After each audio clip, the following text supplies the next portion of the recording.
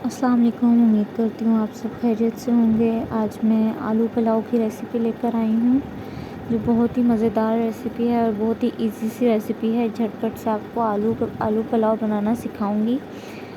तो चले आए अब हम लोग आलू पुलाव की रेसिपी देखते हैं और बनाना शुरू करते हैं। सबसे पहले हमने लेना है, एक देगची लेनी है। उसमें ऐड कर दें, आप घी यूज़ करना चाहते हैं घी करें, ऑयल यूज़ करना चाहते हैं ऑयल करें।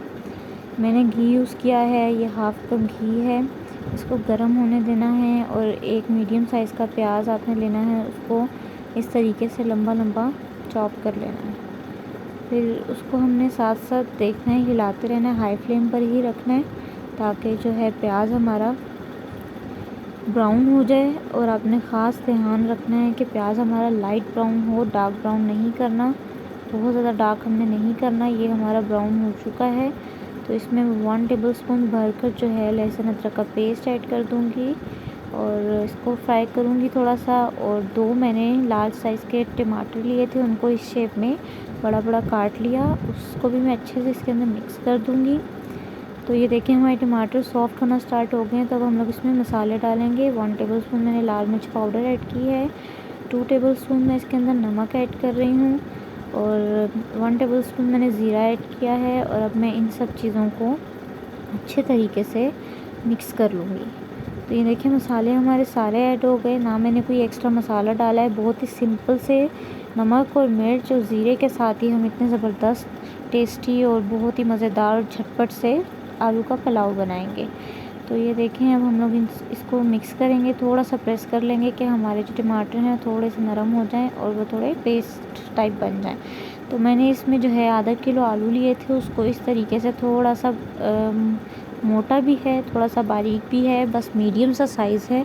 इस तरीके से मैंने आलूओं को कट कर लिया।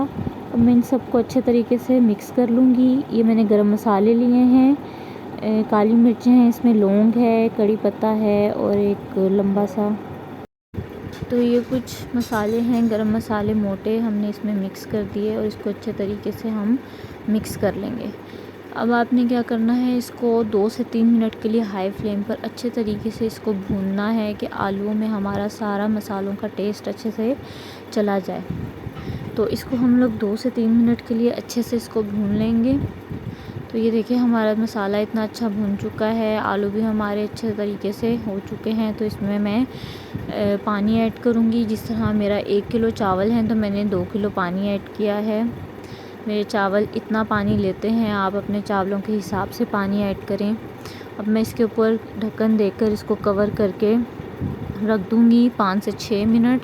और ये हमारा जो है पानी देखें कितने अच्छे से पकना शुरू हो चुका है। जब इस टाइम पे पानी पकना शुरू हो जाए तो उसमें हम लोग ऐड कर देंगे चावल। तो चावलों को मैंने इसमें ऐड कर दिया। चावल मैंने तकरीबन आधे घंटे से भिगो कर रखे हुए थे, तो उसके बाद भी मेरा जो चावल हैं वो 2 डबल क्वांटिटी में पानी लेते हैं। तो अब आपने इसको मिक्स करना है, बहुत ही हल्के हाथ से मिक्स करना है कि चावल हमारे ना टूटें।